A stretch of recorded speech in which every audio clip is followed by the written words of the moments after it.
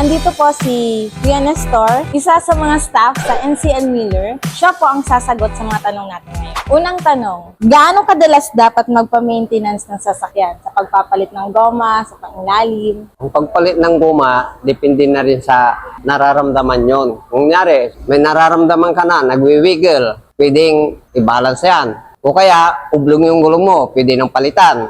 Ganun lang po. Pangalawa, ano ang mga posibleng sinyales na kailangan ka na magpa-service?